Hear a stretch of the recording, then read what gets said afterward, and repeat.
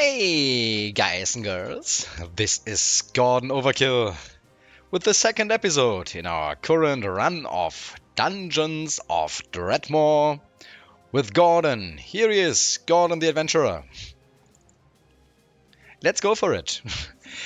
In the last episode, we created our character who is pretty much the archetype of a warrior. A sword fighter with a shield and heavy armor. He's also pretty talented at smithing, and eventually he will use thrown weapons as soon as we find out how that works. With that character, we scouted the first half of the first dungeon level, and I'm looking forward to see what awaits us there. In the end, we killed the eels in this room, which from my experience is one of the toughest fights in the early game on the first level. So I hope that from now on things will be smooth.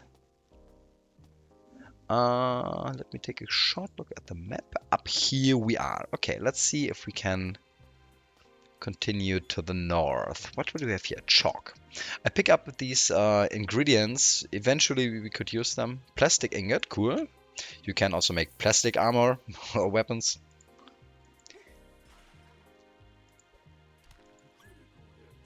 And this bat was the first enemy we killed today. Now we are a bit better at disarming traps now. We increased that with our ring that we found, and that already pays off. First two traps, easy disarm. What you can see, the enemies are sometimes a bit dumb. They don't see you, although you're fighting one of their friends right next to them. Well, won't complain. Getting a couple of ingots here, that's also nice. We kick in this door. And we critted him. Got yet another silver ingot. That's already the second. There are many items that require multiple ingots to forge them. So having some more than one ingot, definitely not bad. Critted him. And we've got the next one. Also, we find a lot of gold here. I like that. Root of Char. Eat to slowly restore health. This root shall suffer. Let's pick that up. I don't know if that's really good. It gives us just 1 health back. But maybe we can use it for a recipe.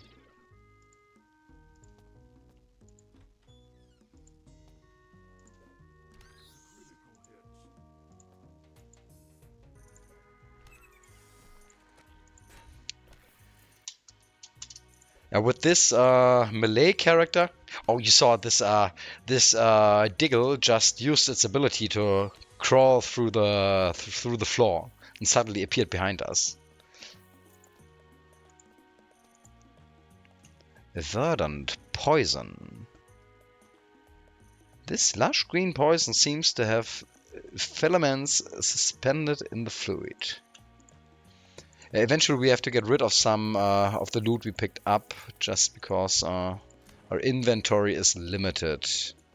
Fireball trap, that hurt. Yeah, we regenerate pretty quickly, I like that. Health regeneration 2. So as long as we fight just weak enemies, we will be back to decent HP after a relatively short time. We get a hit point back every how many seconds? Couldn't you see that here? Was it here? You gain 1 health point every 11 rounds, not 13 as it was in the beginning, I think.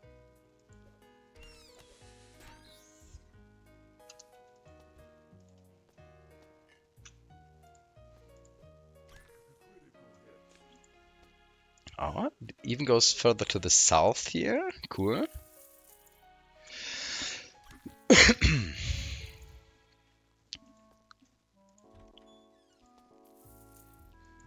So when we're done here, we will have the whole northeastern border of the map cleared.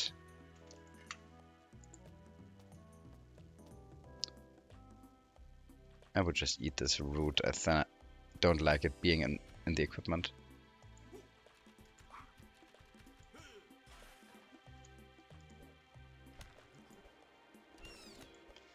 As far as I saw so far, you don't... What happened there? Digital, he slashed it, digital collapses. We did necromantic damage and putrefying damage. Dire empowerment. You are infused with the power of dark magics with grant unnatural strength and necromantic energies. How did we get that? Was that probably from the root that we just ate? For 45 turns we have that. Okay, maybe I should not have wasted it for just an ordinary fight. Ouch.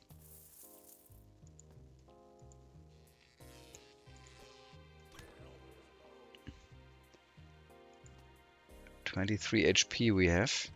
Lost quite a lot there. 23 turns left. We just randomly teleported away.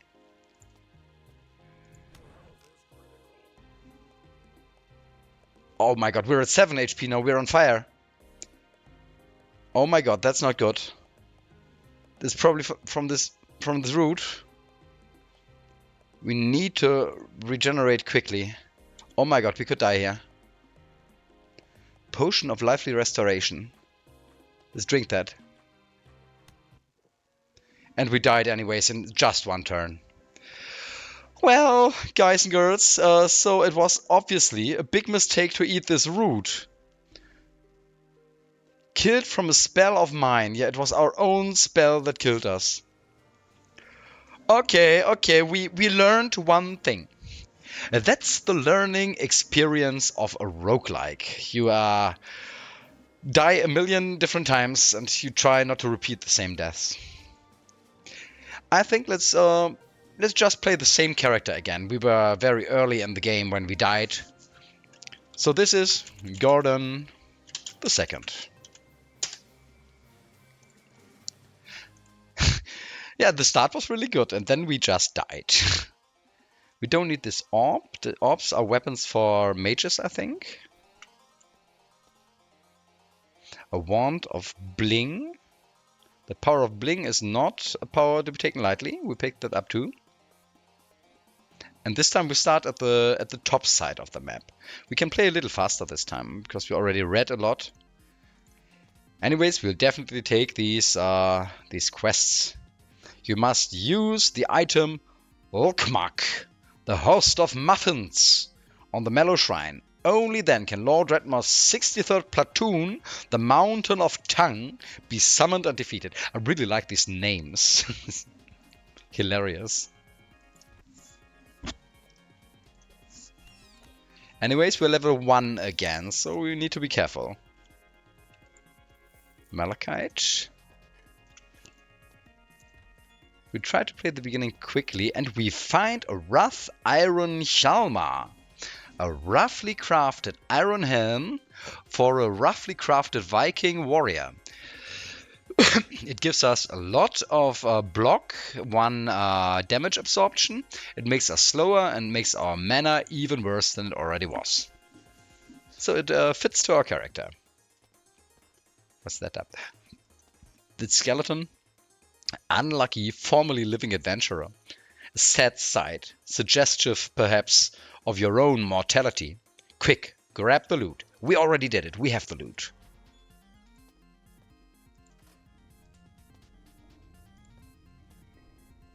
That's a weapon dispenser. It's for ranged weapons, I think. Yes, it is.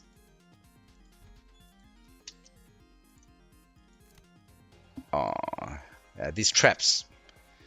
Pick up the aluminium ingot, the other softball, and the grated cheese. Grated cheese doesn't heal you for a lot, but you can use it for different recipes. Truffle? No, we don't want mushrooms. We're not the mushroom kind of guy.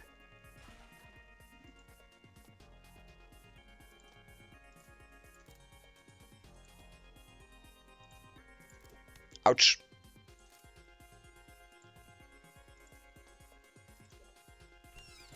What I like is that the game plays really easily. You don't have to learn tons of different shortcuts to play it. So that clearly shows that it's a modern roguelike. We again can build the Mana Taurus, which is probably not so interesting for our character. And we found a shop. This shop contains native platinum, mace of lobster, cool, but not very effective. There's an iron sword for 2000 gold, that looks not bad. The ring of ash, which gives us 2 fire resistance, and a sword of glass, which is pretty crappy. This is just a shard of glass awkwardly wrapped up in some strings. Don't drop it. Don't drop the sword.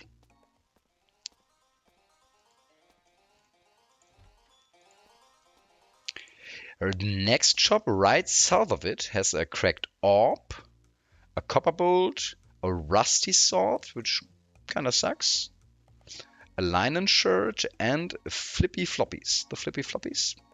Yeah, we cannot afford them, and I think we will eventually find some flippy floppies. We don't have to pay money for them.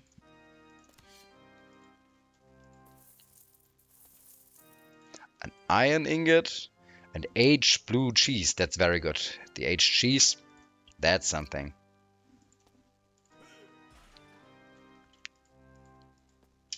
Come here. We do so little damage now. We're half HP, but I think that's still fine. Ouch. Little below half HP.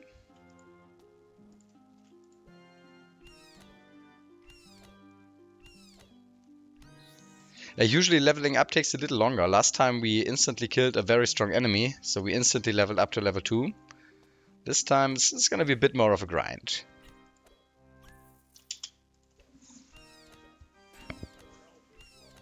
Health is low, 18 HP left. And there's another disposable ingot press. We picked that up. As you can see, then we have 2 ingot presses. I'm not sure if that gives us any advantage, but they stack, so it doesn't take additional inventory space. I think I'm fine with it. Hematite and a copper ingot. This room, obviously, you can see it. It once was a forge. There's a rusty bin. It's a gross old bin full of dross. And a smelter. A dusty smelter mold. Yeah, I like these thematical rooms where you can see it was an alchemist laboratory, or it was a smithy or something like that, or library. That adds a lot to the flavor of the game. Although it's rather a funny game, I think. I enjoy the flavor. I enjoy how it catches your imagination. Okay, our health is actually pretty low. So let's instantly take this gold ring, which gives us plus 5 max HP. That's actually pretty good. Potion of clear vision. This class glows as you like a clear sky. Don't take mushrooms.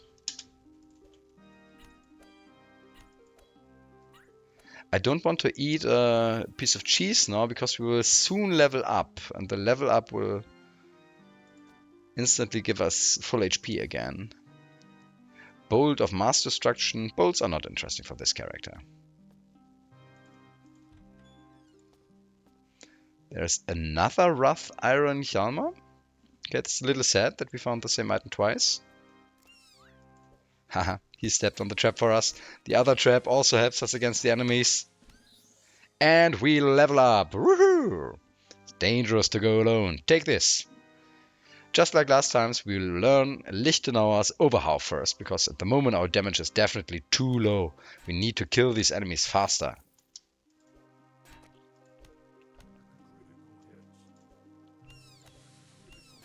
Oh, he critted us, damn.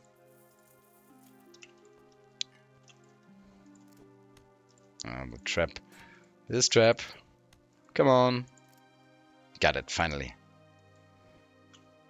Just eat this pear for a little regeneration. As we learned last time, don't trust a pear.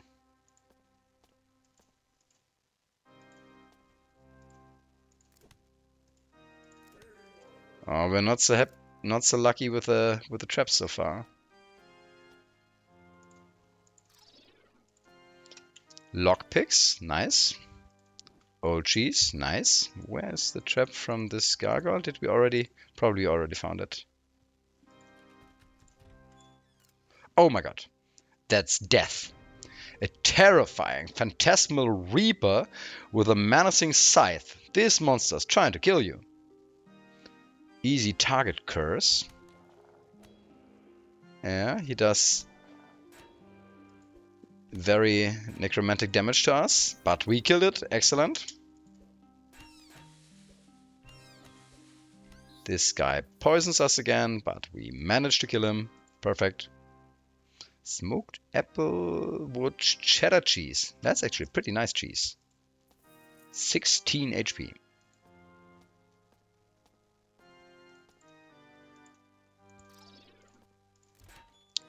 We successfully activate all the traps we're trying to disarm. And this is obviously a very strong enemy. That's Siegfried again. But okay, he died with 3 hits. Not quite as strong as I expected. Suer's Brew. That's another beer. Pick that up. Okay.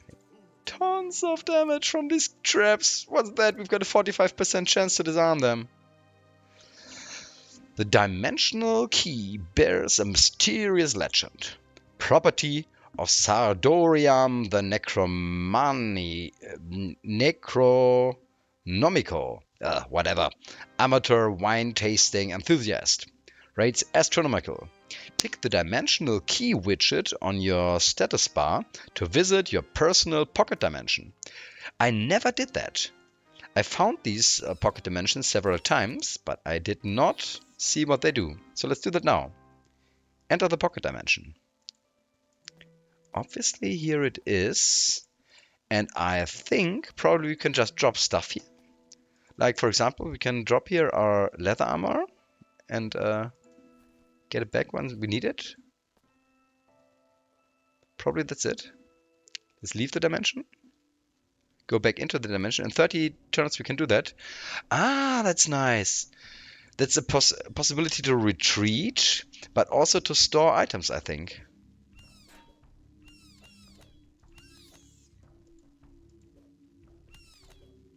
Down to 10 HP. That's really low. I think we probably should eat a cheese. Let's do that. Steak. That's a grilled steak. We can eat the grilled steak. Just a little regeneration.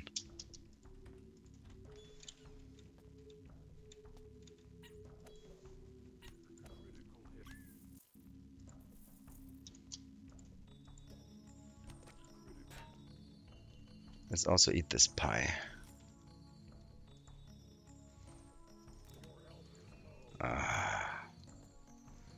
Should ever...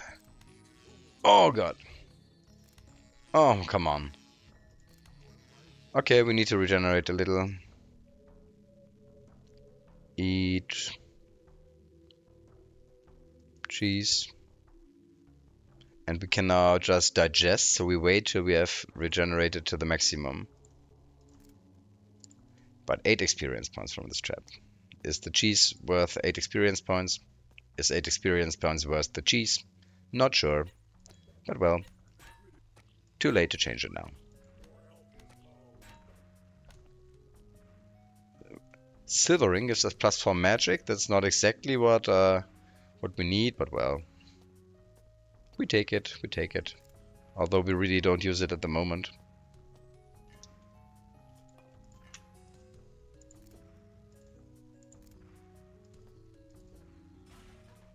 Sapphire? We need gems for some crafting recipes. You can also do more with it when you're a gemologist, but we're not.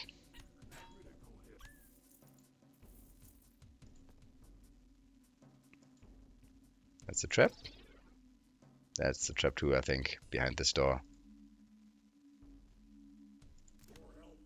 Oh, that hurt. There is an amulet in the middle of this pond, but I'm not sure how to reach it.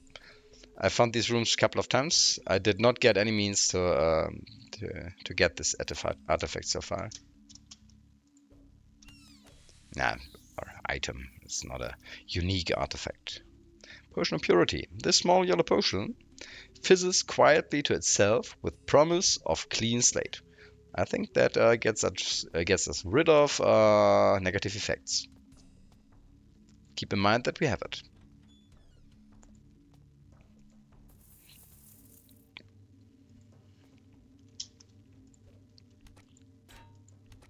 We blocked. And we killed this guy. Berserk really does a great job. Ouch! Let's eat something else. We are too low again. What do we have here? Additional cheese, probably? Smoked applewood cheddar cheese. Let's eat that for 16 HP. And digest it. Feeling better now.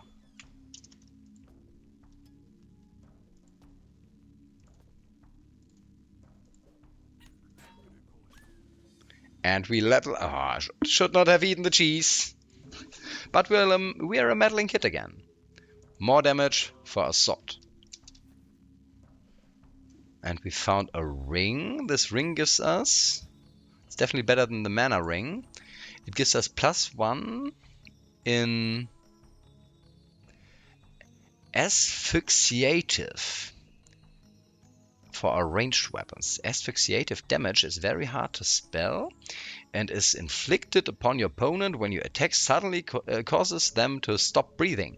This is usually accomplished by removing air from the room and replacing it with gas, cabbage, scent, or noxious cologne. It is not affected by your opponent's armor. Okay. If only we could use our ranged weapon. Also gives us +2 on this eye, which means visual sight radius. You just can see further. Cool.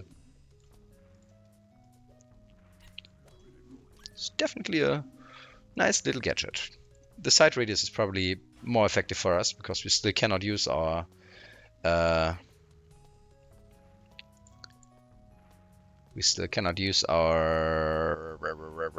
ranged weapons.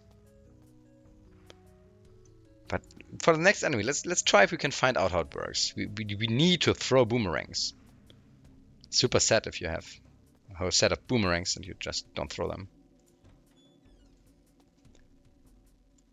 That's a wooden sword. We already had one of these. But we get another quest.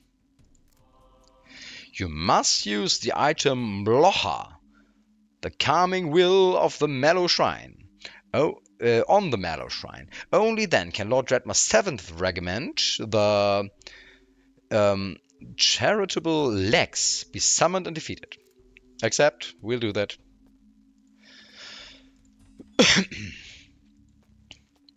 This was an alchemist's workshop, obviously.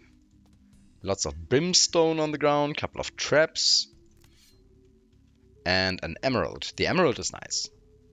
Alchemy workbench. It's covered by charred spots and a dusting, foul-smelling ash. Ouch.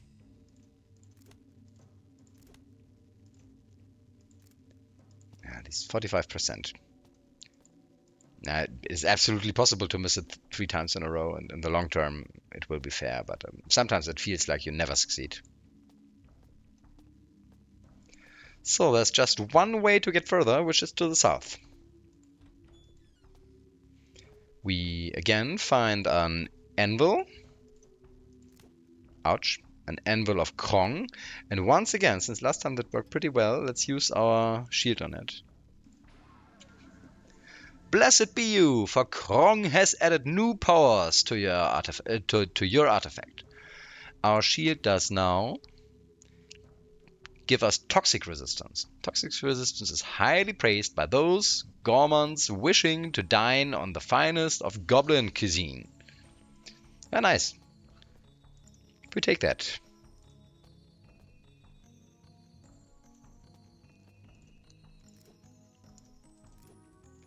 And this wall blocks the damage, so we can easily disarm this trap.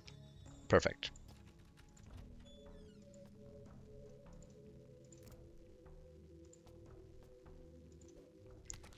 Nice, we critted him.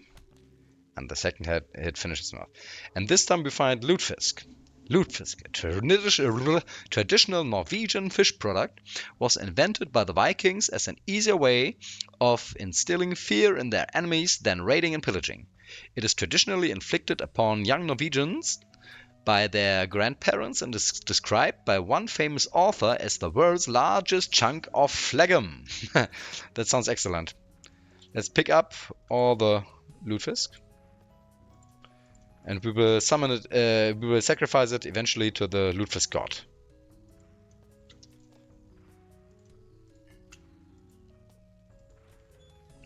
Found another shop.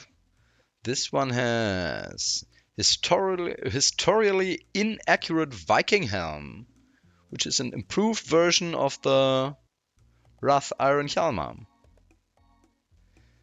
A rough iron skjolder, which is a pretty decent shield, I think. This is the shield of your Viking ancestors, the poorer ones, that is. Pirate training branchies. Proper branchies are the first step on the road of becoming a mighty pirate. Then a staff and an axe, which we both don't need. I don't think we will buy anything from that shop.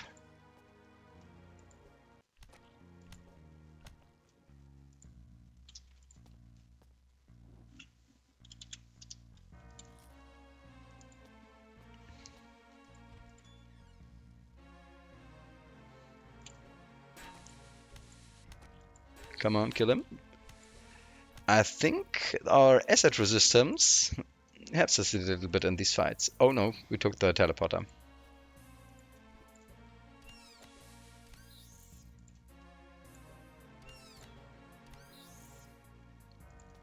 And he dropped a pair of leather boots. Excellent.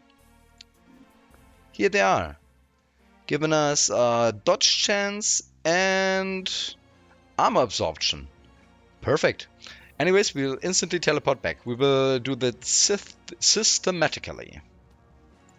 Our exploration. From the top to the bottom. One step after another.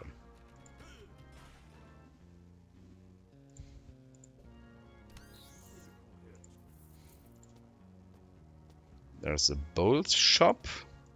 Automation. Dispenser, what's the word? Yeah. Sewer brew. Ouch.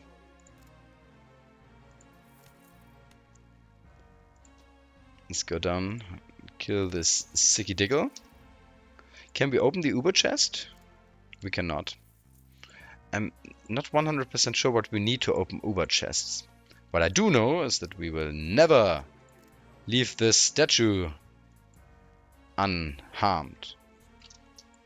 Pick up the lockpicks and continue from the north to the south, from top to bottom. Find another anvil of Krong. And let's use our shield on it again. Blessed be you, for Krong has added new powers to your artifact. This artifact now also has +2 in the sad blue face, which is sagacity. Okay, that doesn't really help us. Anyways, we take it. Sagacity is also... No, it's just magic power. It really doesn't help us at all. Well, it is what it is. Better than a curse.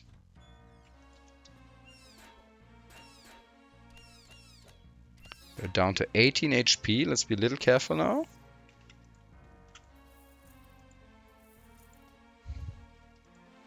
Pick up all these eggs.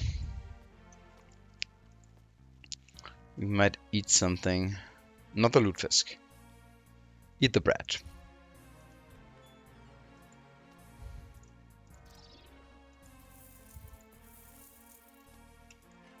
What's that? Brass mechanism.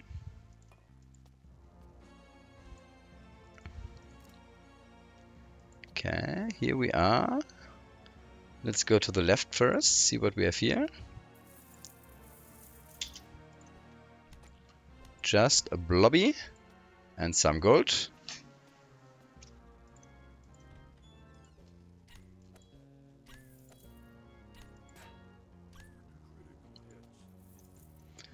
Damage is decent now. The problem is we still have our wooden sword, which is everything from perfect. Hope we will get an increase for our weapon eventually. Oh my god, we get surrounded by lots of baddies now.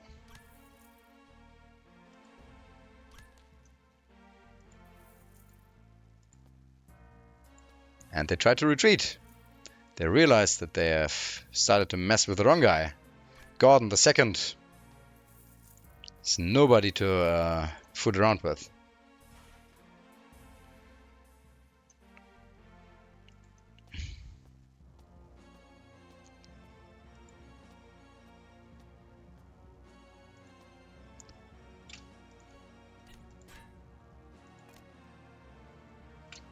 Powdered aluminium, we can pick that up. Maybe we can do something with it. I think powdered makes it usable for alchemy.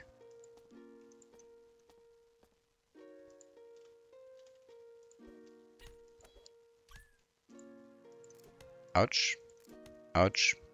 Ouch. We need to work on our perception.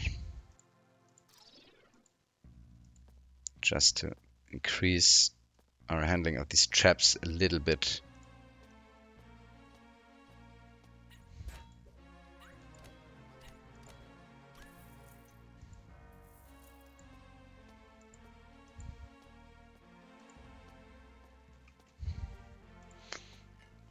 By the way, if you're wondering why I'm using the mouse to move, the reason is that it automatically stops when we would otherwise step on a trap. When I move with the keyboard, it happens all the time that I don't react fast enough, and yeah, the trap just explodes, although I already found it. Again, we have just one way to progress if we don't want to use the teleporter, which is here to the south. We're close to level 4, by the way. That's nice. Relatively close. I think this room... Yeah, it always has recipes. Perfect. See what we get here?